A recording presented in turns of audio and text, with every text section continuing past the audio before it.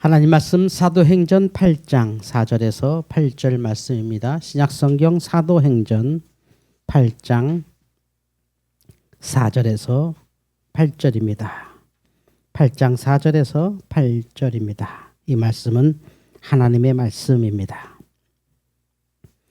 그 흩어진 사람들이 두루 다니며 복음의 말씀을 전할세 빌립이 사마리아 성에 내려가 그리스도를 백성에게 전파하니 무리가 빌립의 말도 듣고 행하는 표적도 보고 한 마음으로 그가 하는 말을 따르더라. 많은 사람에게 붙었던 더러운 귀신들이 크게 소리를 지르며 나가고 또 많은 중풍병자와 못 걷는 사람이 나으니 그 성에 큰 기쁨이 있더라. 아멘. 주여 감사합니다. 사도행전은 초대교회의 역사를 기록한 책이라고 생각하면 좋습니다. 물론 역사를 기록하려는 건 아니죠. 초대교회는 이렇다 역사가 아니라 정확히 보면 이제 사도행전이라고 하는 책은 누가복음의 속편입니다. 누가복음에서 예수님은 이러신 분입니다. 이렇게 설명했죠. 예수님이 이렇습니다. 복음서 중에서 누가복음과 사도행전이 누가가 쓴 것인데 특별히 이 두 개의 책은 이 수신자가 딱 정해져 있습니다. 데오빌로라고 하는 아주 특별한 사람에게 그 당시에 고관 대작이라고 우리가 알려져 있는 좀 뭔가 영향력이 강한 좀 뭔가 이렇게 큰 사람에게 누가가 예수님이 누군지를 일일이 설명하고 있습니다. 그게 누가복음인데 누가복음의 얘기를 끝난 다음에 다시 그러면 예수님이 그렇게 십자가에 달려 돌아가시고 부활하시고 승천한 다음에는 어떻게 됐는지에 대한 그 이후 이야기, 그러니까 예수님 승천 이후의 이야기를 이제 또 그 사람에게 똑같은 사람에게 다시 쓴 게 사도행전이거든요. 데오빌로에게 데오빌로 각하여 할 정도니까 굉장히 높은 사람이긴 맞아요. 그 어떤 사람에게 이 누가는 이제 직업이 의사였는데 그 의사 누가가 글을 아주 헬라어로 정결하게 써서 예수 이후를 쓴 겁니다. 그러니까 예수 이후가 되니까 자연스럽게 교회 이야기가 된 거죠. 그러니까 어떤 분은 이래요. 아유 예수 잘 믿으면 돼.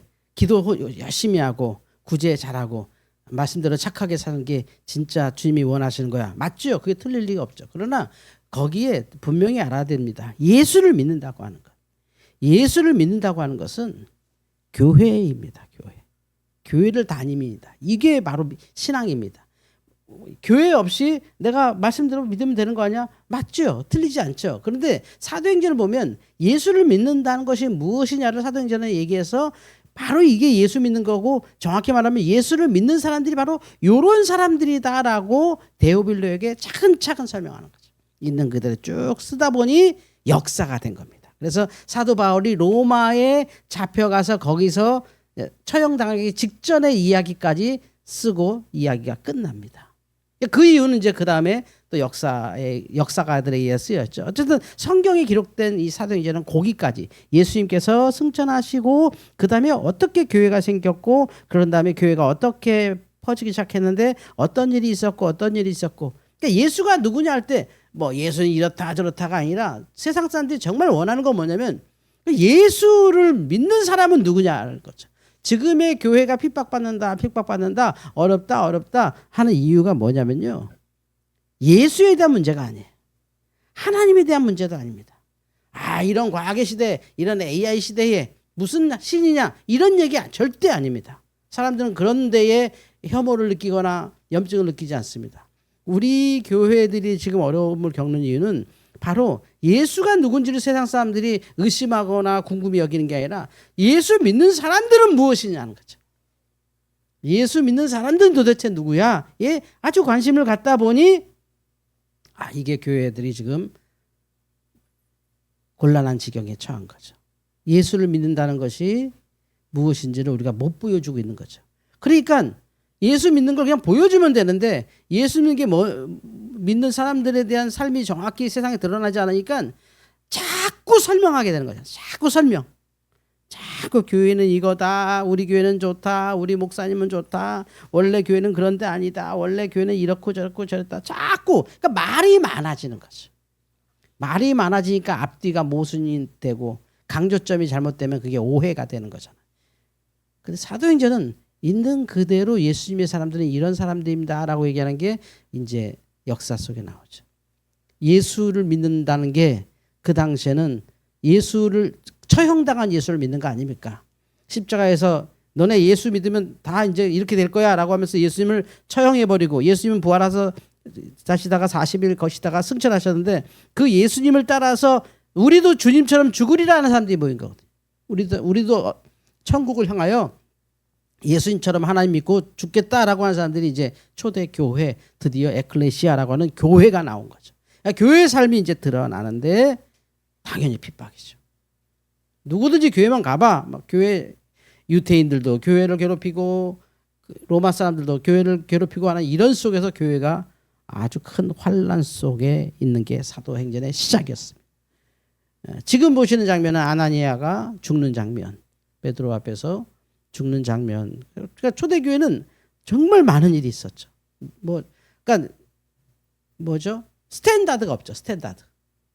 교회라는 게 없었으니까 세상에. 유대교가 있었고 유대교 회당이 있었을 뿐이지 기독교가 없었고 기독교 교회가 없었으니까.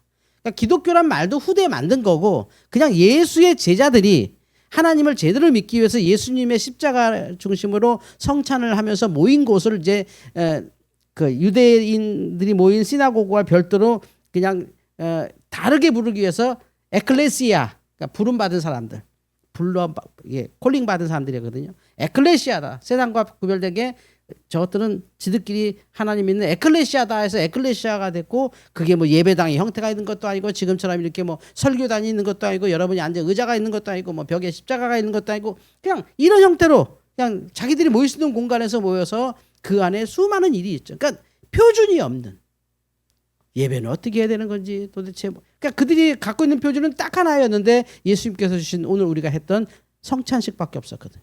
주님이 죽기 전에 제자들과 하셨던 그 성찬식을 제자들이 기억하니까 그 기억대로 제자들이 교회에서 할 수 있었던 게 여러분이 예수님의 제자라면 뭐 하겠어요? 여러분이 이제 예수님이 승천하셨고 교회가 갑자기 생겼습니다. 그럼 어떻게 하겠어요?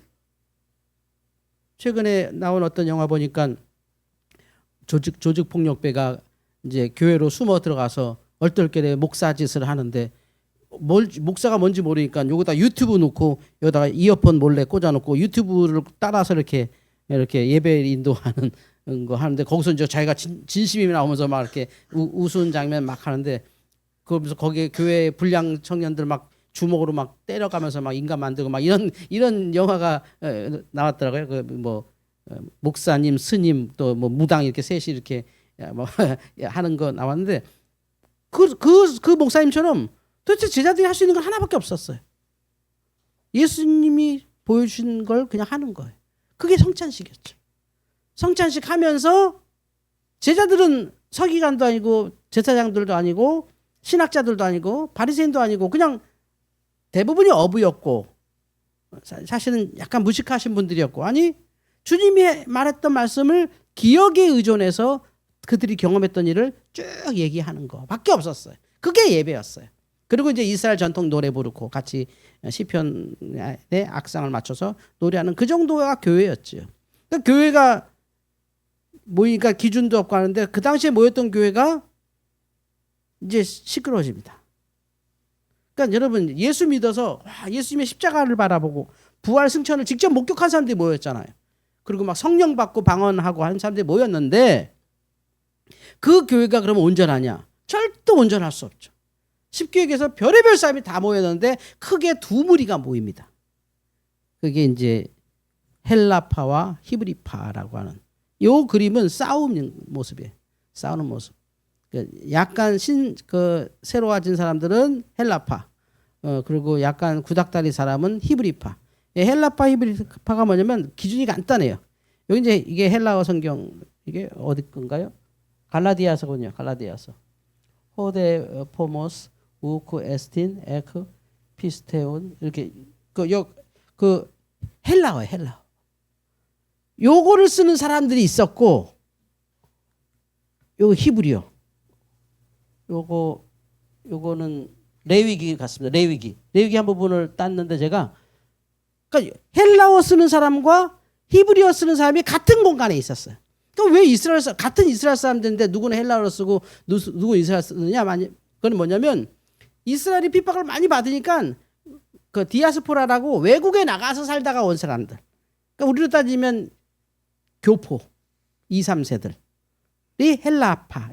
그리고 이 말은 원래 이스라엘에서 태어나서 자란 사람들은 히브리파, 히브리어를 쓰는 사람들. 그러니까 교회가 두 가지 언어를 쓰는데 그러니까 오해가 많죠.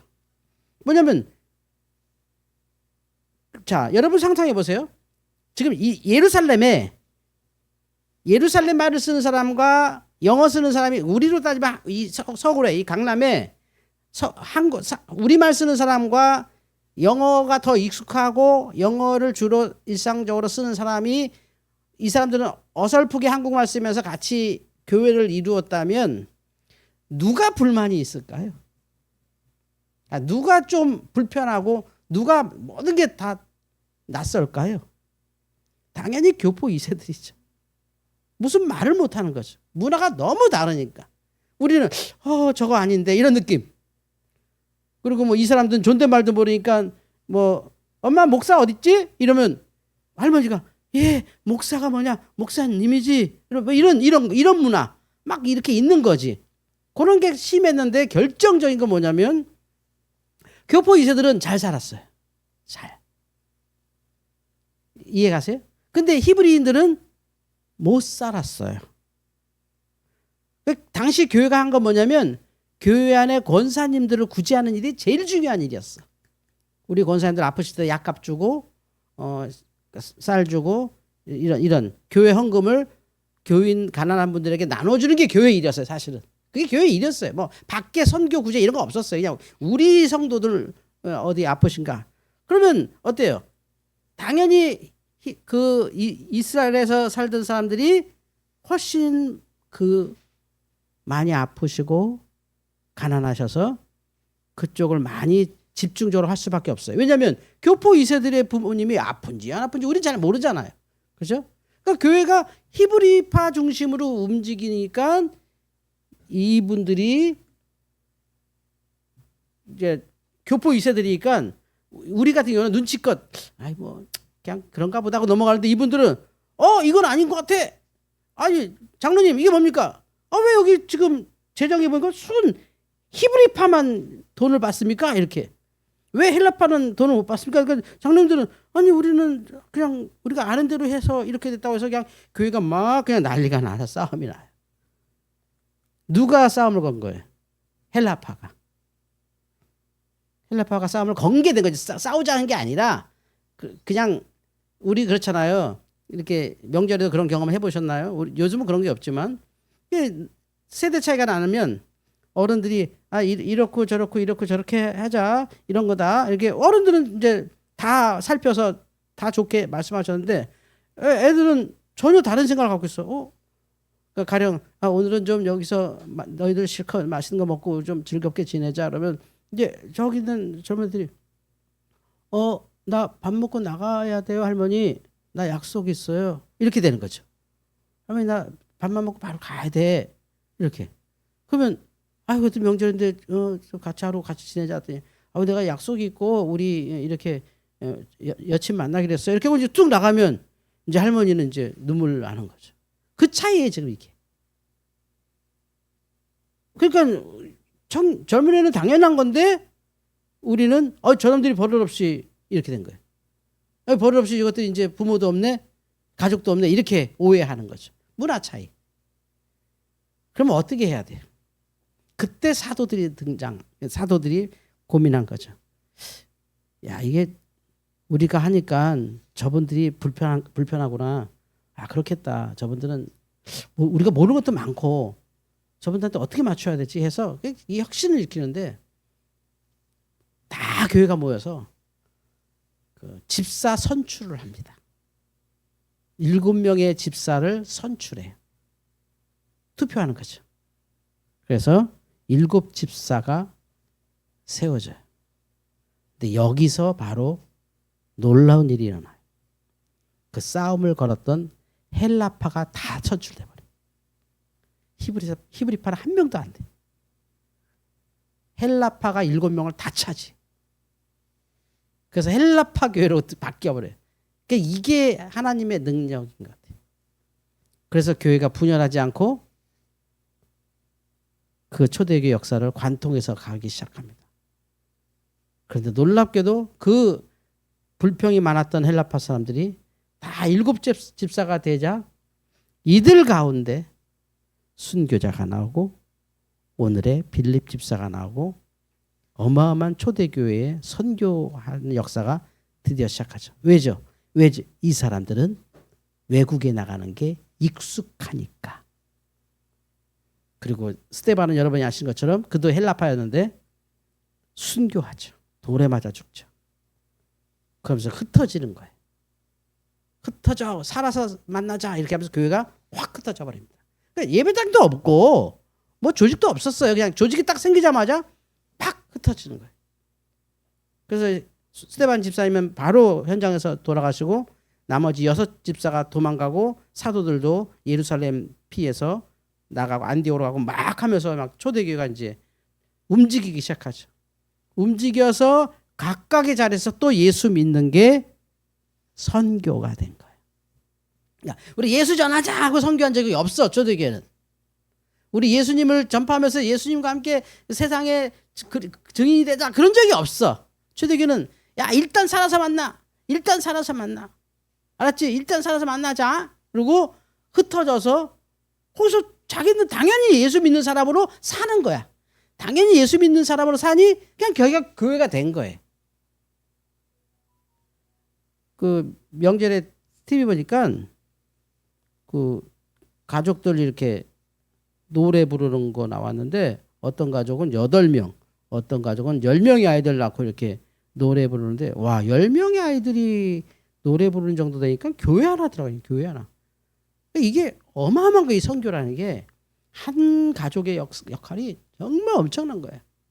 정말 무서운 거예요. 아무리 조직적으로 선교하는 것보다도 그냥 누군가 툭 가서 그 사람이 진짜 그 삶을 살면 거긴 다 그렇게 돼버려요.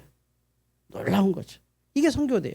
근데 빌립 집사님이 이제 다음에 나오신 분이 빌립 집사님, 스데반 집사님 돌아가시고 저분이 빌립 집사님인데 여러분이 잘 아는 거 빌립 집사가 누구냐 그러면 이렇게 하면 거의 아세요. 저기 앉아 있는 그 아프리칸이죠. 아프리칸. 뭐 흑인이라고 말하는 건 이제는 인종차별이고 까맣지 않아요. 저거. 물론 까만 피도 있지만 어쨌든 저분이 이디오피아 사람이에요. 이디오피아 국무총리입니다. 이제 성경에 네시라고 나오는데 이게 네시가 우리로 따지면 국무총리고 우리 조선시대의 네시도 우리가 영화에서 네시가 하도 이렇게 비화되고 이렇게 돼서 뭐 이렇게 변성기 지나기 전에 이제 거세를 했기 때문에 이제 변성기가 안 오고 이제 남성 호르몬이 이제 생기지 않고 이제 수염도 안 나고 하니까 이제 약간 꼬맹이 목소리로 평생을 사는 분들이잖아요. 카운터 테너지. 이런 보다면 그 카운터 테너로 사시는 분들인데 이게 영화 같은 거 보면 마마 뭐 영상 납시오. 난 내시네 내 목소리가. 이렇잖아요. 이렇게 마마 이런 걸 우리가 하도 많이 봐서 아유 내시는 뭐 그냥 문이나 열어줘 그냥 이렇게 왕 옆에서 그냥 고기나 숙이고 그냥 부채질이나 하는 사람인가 보다인데 아니에요. 내시가 엄청 높은 사람이에요. 우리나라 조선에서도 또 내시가 아무나 되지 않아요. 무술, 수능, 요즘은 또 수능 점수 엄청 높아야 되고 예법 뭐 하여튼 엄청 심지어 마지막 코너는 뭐냐면 최악의 고문을 버텨야 돼요. 땅에 묻어놓고 코에다가 모래를 집어넣고 물을 뿌리는 그러니까 죽기 직전까지. 그래서 살려주세요 하면 내시 안 됩니다. 나 여기서 죽는다 하는 애들만 내시가 되는 거예요. 왜냐하면 내시가 전쟁 중에 잡히면 왕의 모든 비밀을 털어놔야 되는 사람이잖아요. 왕의 모든 걸 읽었을 줄 아는 사람이기 때문에 내시는 죽을 때까지 입을 안 열어요. 그래서 내시는 대감이에요. 대감. 엄청 잘 살고 심지어 결혼도 해요. 내시. 애도 있어요. 물론 이제 입양이지만 입양을 통해서 애도 많이 해서 그 집안이 있어요. 이렇게 엄청 우리 그 황간 문화가 역사가 큰데 요분이 그분이었어요. 이디오피아에서 국무총리급입니다. 우리로 따지면. 이분에게 빌립 집사님이 저분이 지금 그 이사야서를 읽고 있는데 빌립이 지나가서 성경 그거 뭔지 아십니까? 그러니까 뭐 대단한 일인 것 같은데 난 이해를 안 된다 그래서 빌립 집사님이 이렇게 해석해 주는 거예요. 요게 여기 나오는 요 장면이 예수님의 그 예언 장면입니다 하면서 이렇게 쭉 하면서 이 사람이 그 성령을 받죠. 성령 받으면서 너무 좋아. 나 성령 받았는데 어떡하지 하니까 이 빌립 사람이 내려오라고. 마차인데 마차 병거 마차에서 내려와서 이 그림에는 안 나오지만 요 장면에 넓게는 뭐가 있을까요? 수천 명의 군인이 둘러싸고 있는 거예요. 수천 명의 군인이 쫙 둘러싸고 먹을 것과 막 이런 거 갖고 다니는 넷인데 이 사람을 내려서 그 모든 군인들 보는 앞에서 또랑에서 세례 베풀어요. 성부와 성자와 성령의 이름으로 세례를 주노라. 그러니까 빌립 지사 받은 대로 자기가 딱 안수하죠. 그래서 이분이 이제 선교한 걸로 유명한 분이 빌립 집사님, 조분이 빌립 집사님인데 더 중요한 건 놀라운 일이 일어나요. 진짜 이게 놀라운 건데 제가 너무 흥분해서 죄송한데 정말 놀라운 일이 일어나요. 누군지 아세요? 누굴까요? 이분들.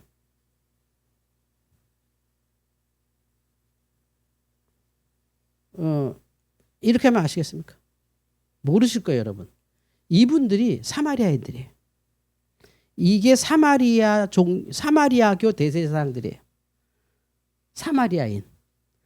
사마리아교라는 게 있어요. 이 사마리아가 뭐냐면 사마리아인인데 사마리아인이 뭐냐면 이스라엘이 바벨론에 멸망하고 그 다음에 바벨론이 아수르에 멸망하죠.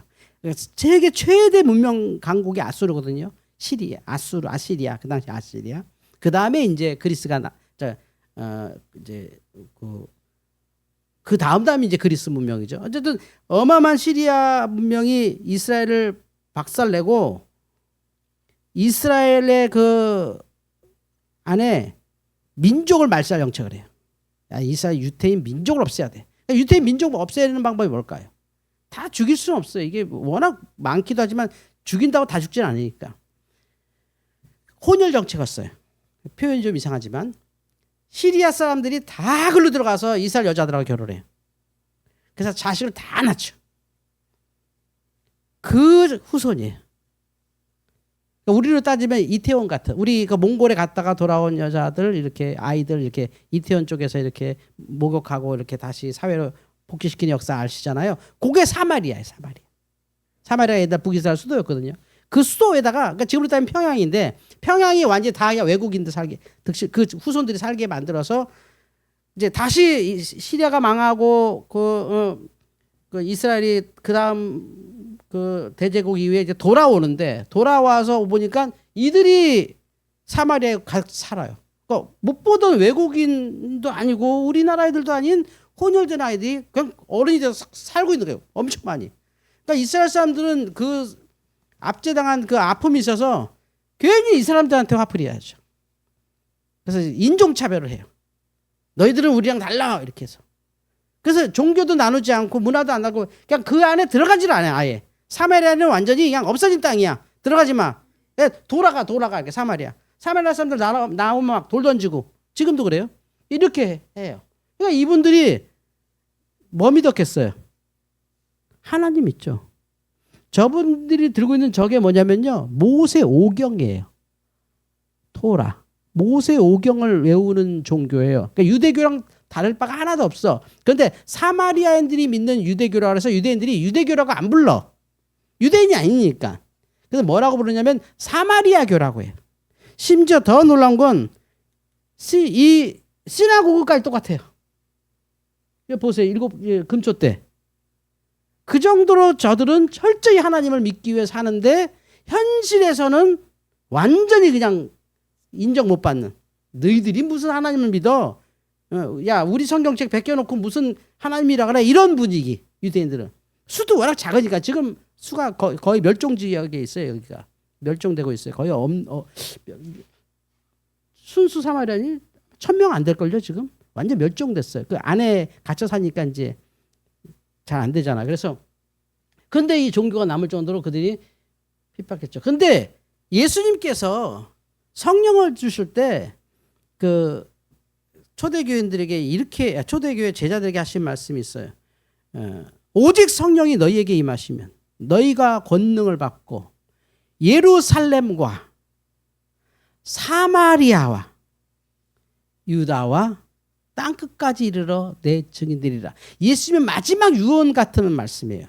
예루살렘과 그리고 두 번째가 사마리아.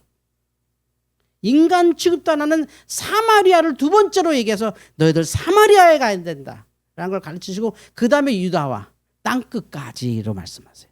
성령 받은 사람은 예루살렘과 온 유대와 사마리아와 땅끝까지 이렇게 말씀하신 거죠. 그런데 빌립 집사님이 여길 간 거예요. 예수의 말씀을 그대로. 그러니까 놀라운 거죠. 이건 기독교 역사에서 끔찍한 기적이에요. 우리가 사마리아를 갔다. 이게 바로 행복의 확장, 구원의 확장이라 그러는 거예요. 기독교가 더 행복한 종교로 발전한 거예요. 기독교가 행복한 종교로 발전. 우리가 미워하고 증오하던 사람들에게 우리가 복음을 전해서 오늘 말씀해 보면 그 성에 큰 기쁨이 있더라. 생각해 보세요. 인간 취급 안 하던 유태인이 와서 예수를 전했어요. 그래서 우물가에 요한복음에 나오는 사마리아 여인 예수님이 만나시잖아요. 그 여인이 예수님 만나고 그 감동한 이유도 뭐 대단한 말씀 이것도 좋지만 나를 인간 취급해 준 사람이 있어. 나를 인간 취급하는 사람이 있어 라고 하는 거죠. 그 얘기는 비록 작은 선교지만 이 작은 선교가 기독교가 얼마나 행복해질 수 있느냐를 그냥 보여주는 거예요. 사마리아에 빌립이 가죠. 보세요. 만약에 이분이 사마리아를 안 갔다면 기독교는 예루살렘 정파가 되고 말아요. 예루살렘 정파가 되다가 사라져요. 사라져.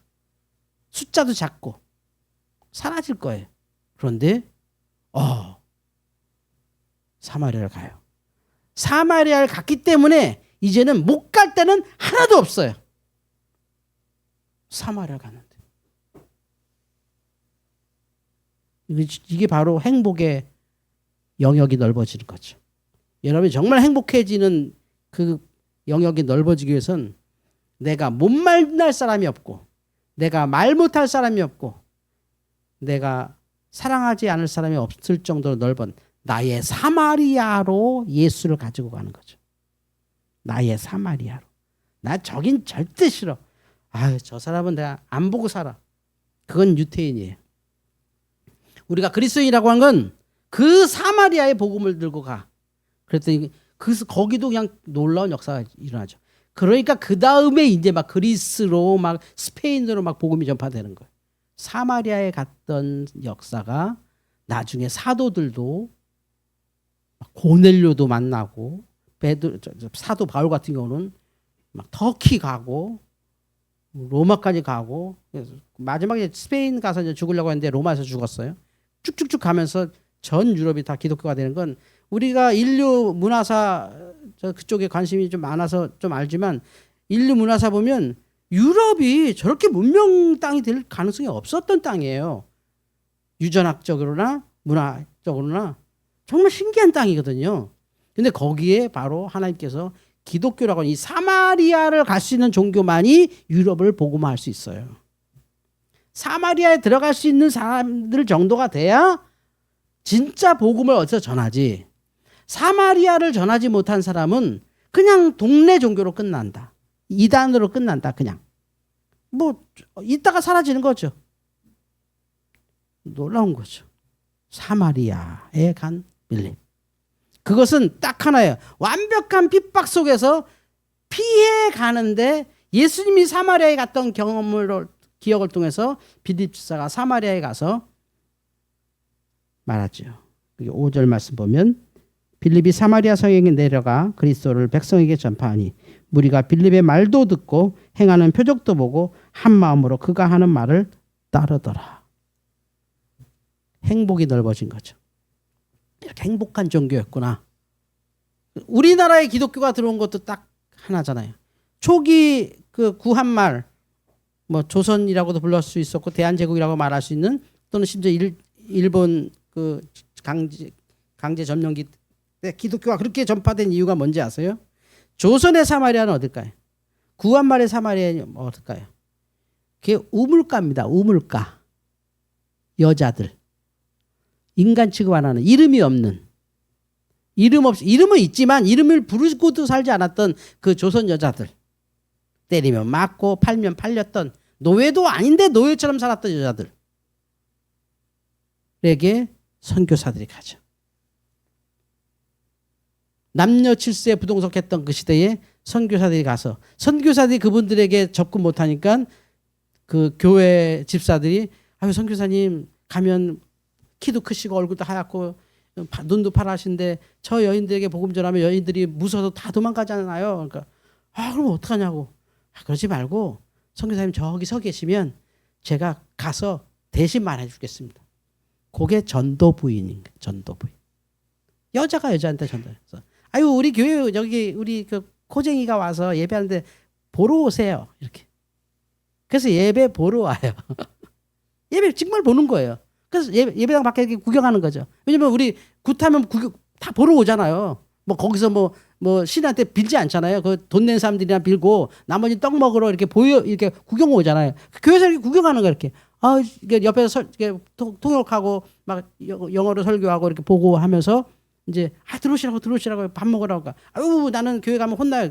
이거 밥만 먹으면 된다고 하는데, 다행히 여자들은 교회를 가든 절에 가든 남자들 신경도 안 써. 왜냐면 여자들은 제사상 못 얻어 먹거든. 제사 밥은 해도 제사에 절도 못 해. 여자들은 우리나라 얼마나 행복해요. 그러니까 여자들이 교회 가는 거 남자들이 가.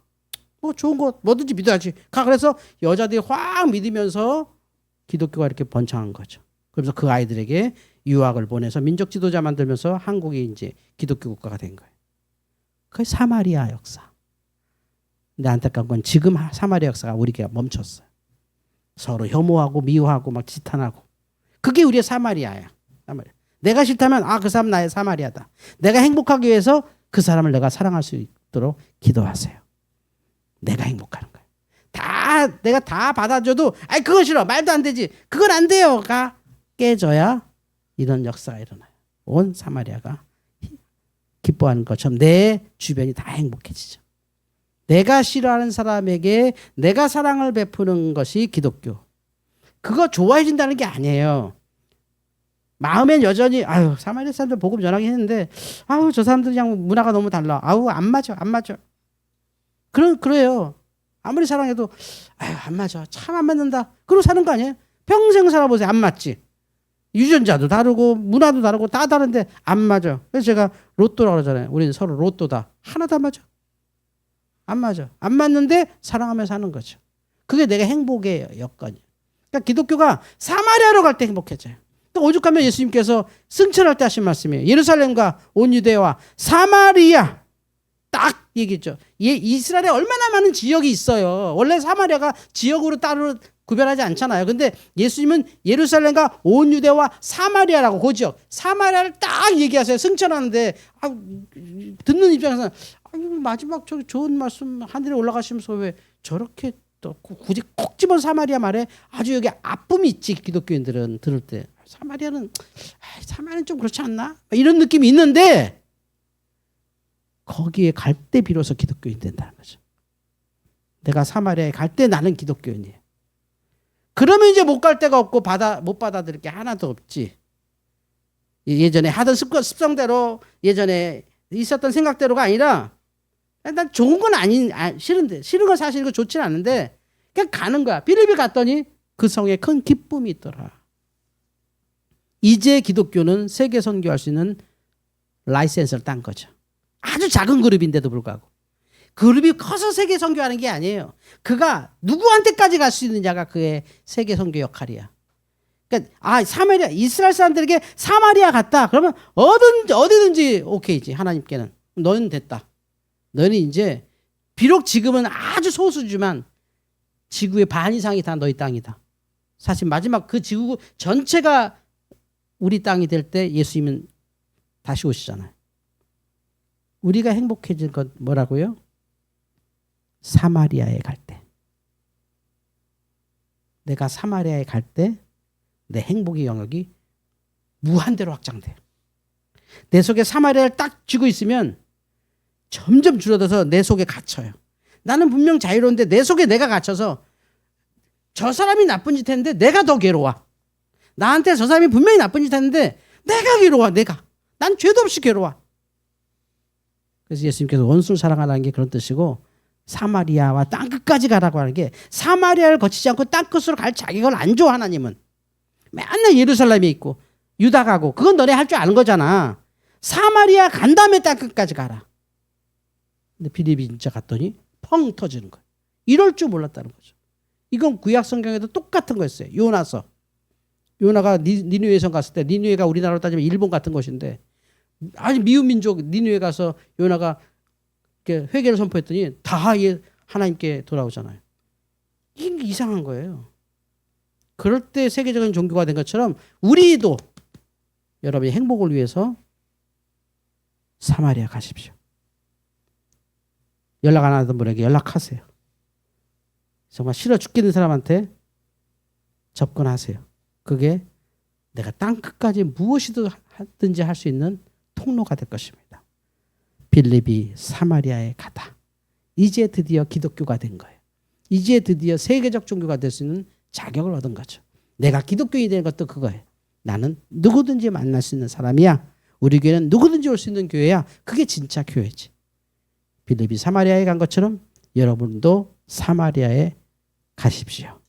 기도하겠습니다. 하나님, 사마리아에 간 빌립의 역사를 통해서 내가 이 영역까지 행복해지고 싶습니다. 내가 이 부분까지 행복해지고 싶고 내가 이것을 통과해 온 세상을 다스리고 싶습니다. 이 믿음으로 승리하는 교회와 성도들, 금년에 내가 꼭 이 사마리아를 점령하게 하여 주시옵소서. 예수님의 이름으로 기도하옵나이다. 아멘.